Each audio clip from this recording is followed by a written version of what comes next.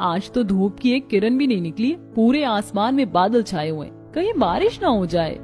अक्षिता बाहर रस्सी पर कपड़े फैलाकर आई, अपने छोटे से घर में वापस आ गई जहाँ धुआं ही धुआं हो रहा था।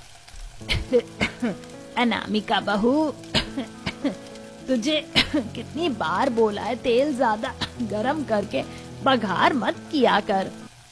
माँ जी, मुझे कुछ काम याद आ गया था। पूरे घर में तेल की धसक फैल गई थी। ये देख अक्षिता को फिर से बाहर आना पड़ा।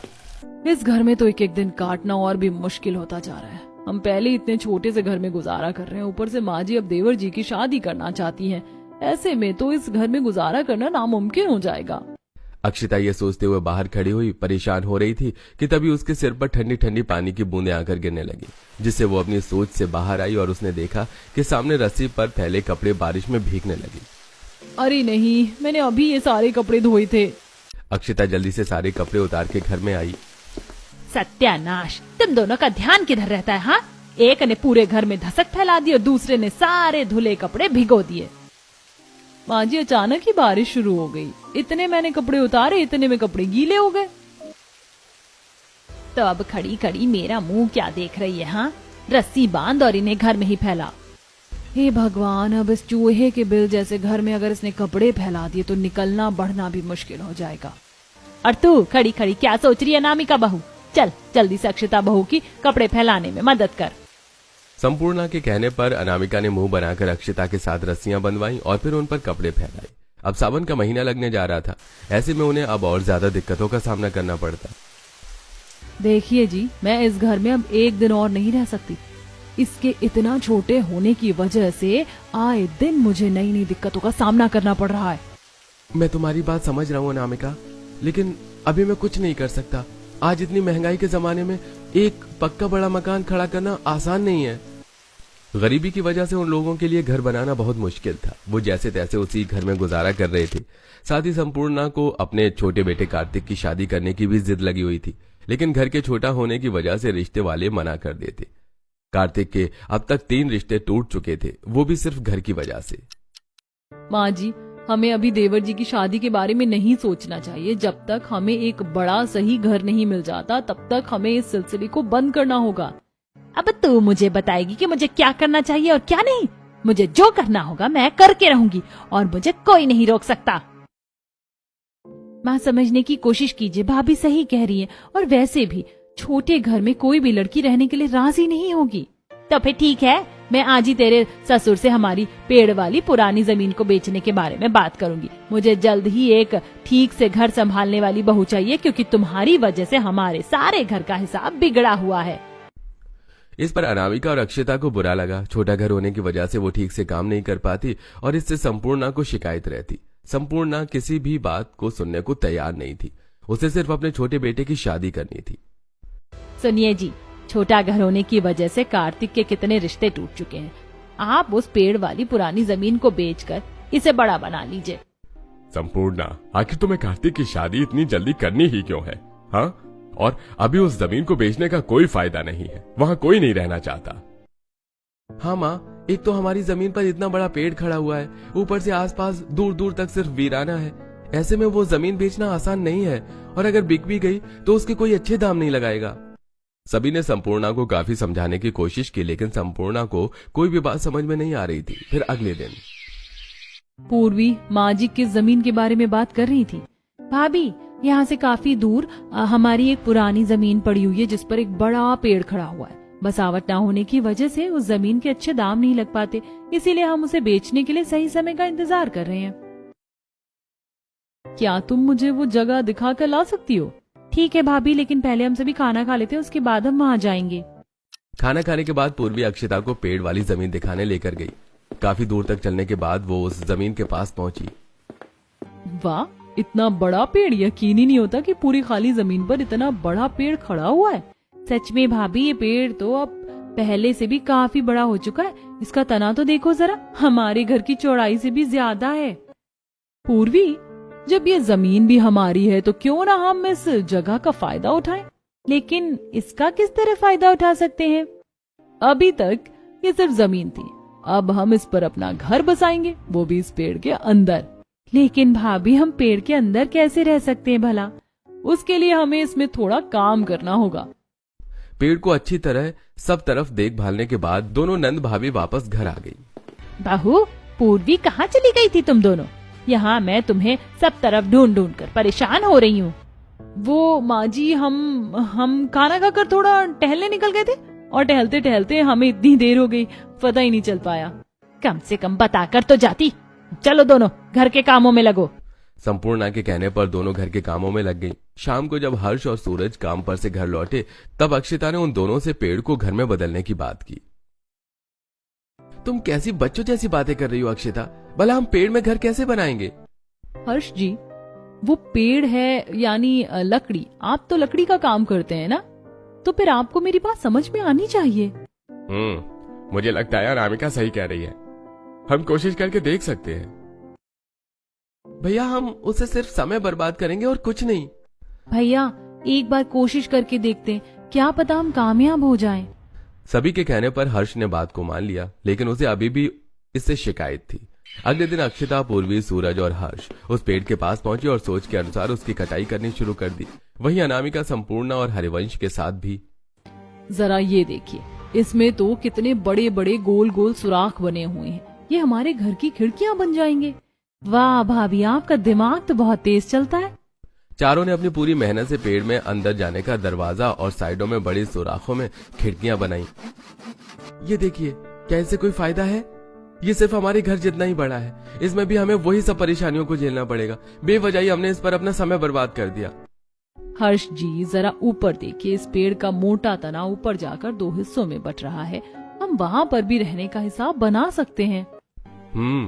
हम वहाँ तख्ते लगाकर दूसरी और तीसरी मंजिल भी बना सकते हैं, लेकिन अभी के लिए इतना काम काफी है। बाकी का काम हम कल करेंगे और हमें इसकी सफाई भी करनी होगी।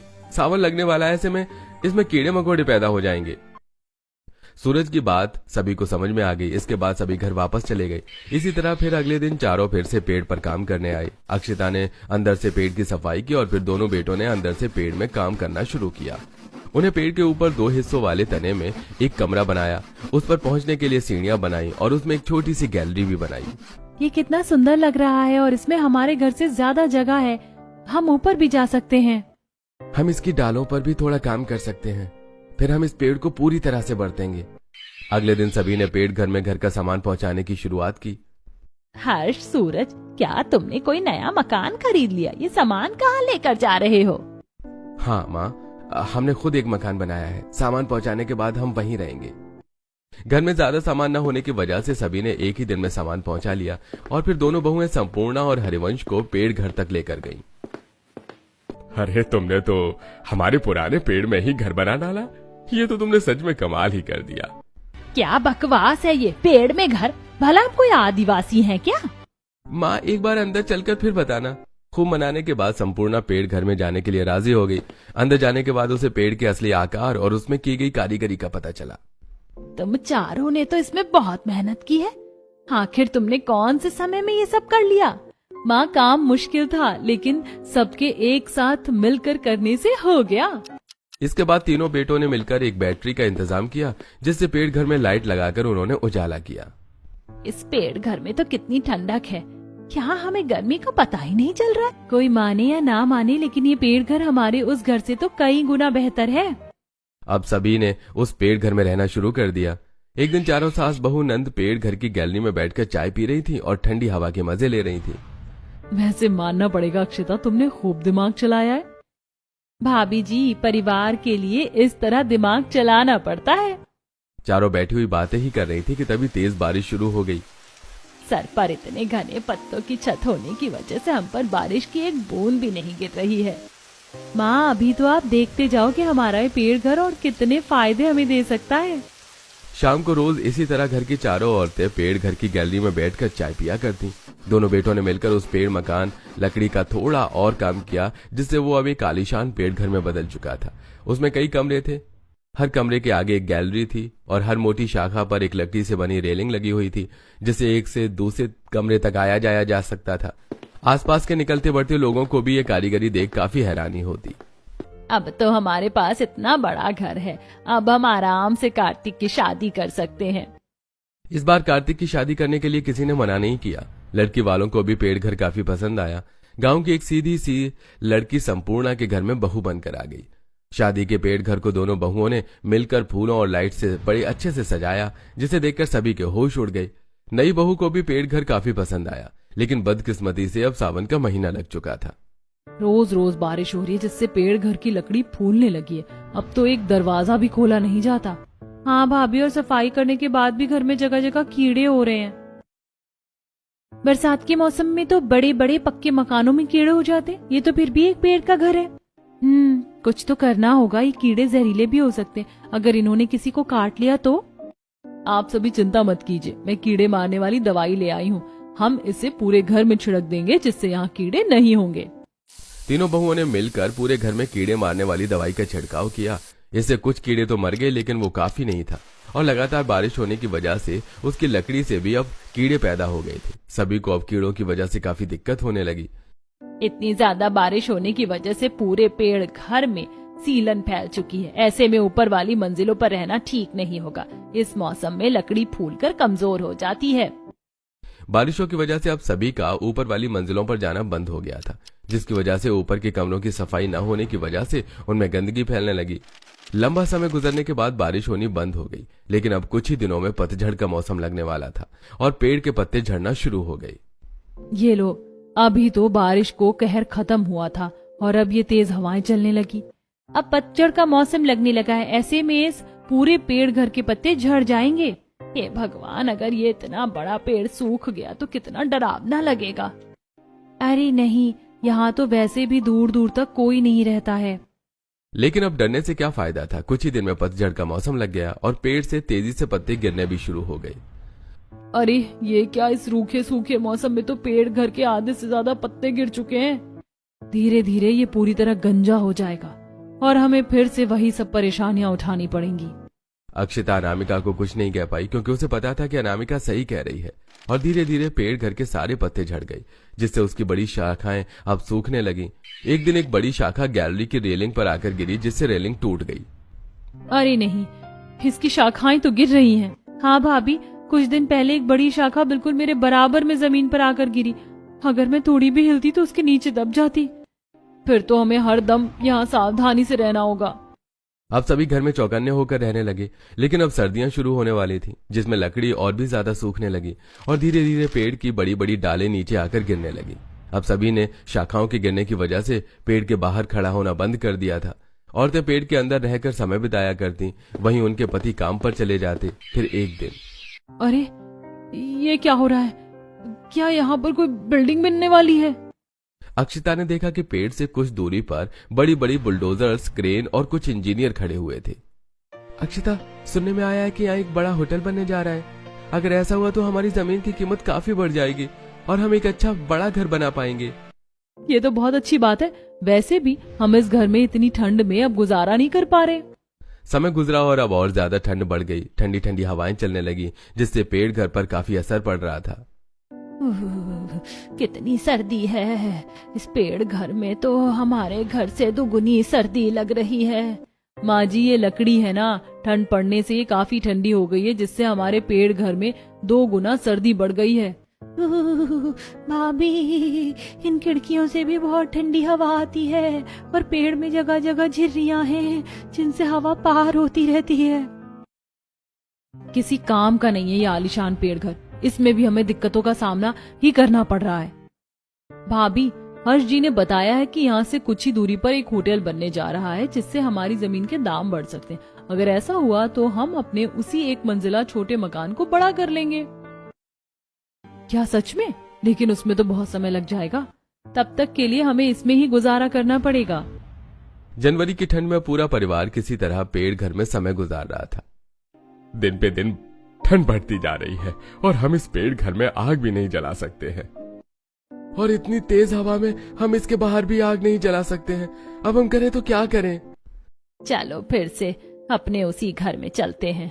लेकिन माँ जी, वहाँ पर समय बिताना अब और भी मुश्किल हो जाएगा। यहाँ ठंड है, लेकिन कम से कम यहाँ जगह तो है। वो तो सिर्फ घर के नाम पर एक कमरा है। अनामिका की बात सभी को सही लगी और अब ठंड को झेलते हुए वो वहीं पेड़ घर में रह रहे थे। कुछ दिन बाद उन्होंने देखा कि पेड़ घर के आसपास घर बनने शुरू हो गए। वहीं होटल में भी लगातार काम चल रहा था। सर्दियों का मौसम गुजरने तक वहां कई घर बन गए और वहां लोगों ने भी रहना शुरू कर दिया। वहीं आए नए लोगों को पेड़ घर बना देखकर काफी हैरानी होती। वहीं पेड़ घर के परिवार को इस पर थोड़ी शर्मिंदगी भी महसूस होने लगी। हमारे आसपास कितने अच्छे मकान बन चुके हैं और हमारा इतना बड़ा परिवार अभी भी इसी पेड़ घर में रह रहा है। हमें साल भर होने वाला है इस घर में रहते रहते, लेकिन अभी तक हमसे एक घर नहीं बनाया गया। माँ जी, पिताजी, आपके बेटे पूरी मेहनत कर रहे हैं हम सबके लिए एक घर खड़ा करने को। एक दिन वो जरूर कामयाब होंगे। सच कहूँ तो मैं इस सब से बहुत थक चुकी हूँ। अब मैं यहाँ से जाना चाहती हूँ। अब सभी पेड़ घर में नहीं रहना चाहते थे। भले ही पेड़ घर में उन्हें रहने के लायक काफी जगह मिली थी, लेकिन इसके साथ उन्होंने बहुत सी परेशानियां भी उठाई, जिसकी वजह से वो अब वहां से जाना चाहते थे।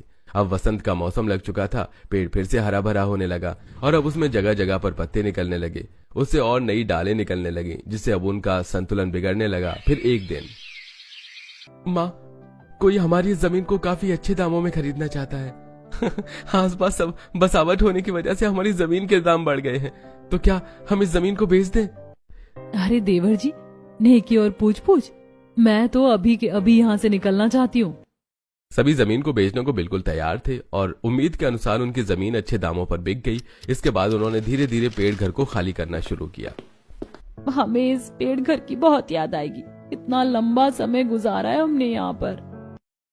हाँ भाभी, ये घर जैसा भी हो, हमने इसे बहुत मेहनत से बनाया है। हम इसे हमेशा याद करेंगे। हमारी इसमें की गई मेहनत वसूल हो चुकी है। अब हमें इसे अलविदा कहने का समय आ चुका है। भले ही दिक्कतों के साथ, लेकिन पूरे परिवार ने उस पेड़ में काफी लंबा समय बिताया और ढेर सारी यादें बनाई। लेकिन अब उस पेड़ को वहां से हटने का समय आ चुका था। पूरा परिवार उस जमीन को बेचकर वहां से आ गया और जमीन के पैसों से उन्होंने अपने उसी पुराने 1 मंजिला के कमरे वाले घर में काम करवाकर उसे 3 मंजिला बड़ा बना लिया। अब पेड़ घर की जगह पर भी उसे हटाकर कई घर बन चुके थे। सभी को पेड़ घर की काफी याद आती। मुझे अभी भी हमारे पेड़ घर की बहुत याद आती है। सच कह रही हो, मुझे भी जब कभी उसकी याद आती है तो आंखें भर आती हैं। क्यों ना हम अपने घर के आंगन में ही एक पेड़ लगा ले, जिससे हमें उसके ना होने का एहसास नहीं होगा। हाँ, हम आंगन में एक पेड़ लगा सकते हैं और हम उसे बिल्कुल अपने पेड़ घर की तरह ही रखेंगे। सभी आंगन में पेड़ लगाने के लिए राजी हो गए और फिर उन्होंने आंगन में एक छोटा पेड़ लगाया जो काफी तेजी से बड़ा होने लगा। अब जब कभी भी किसी को पेड़ घर की याद आती तो वो आंगन में लगे पेड़ को देखकर खुश हो जाया करते।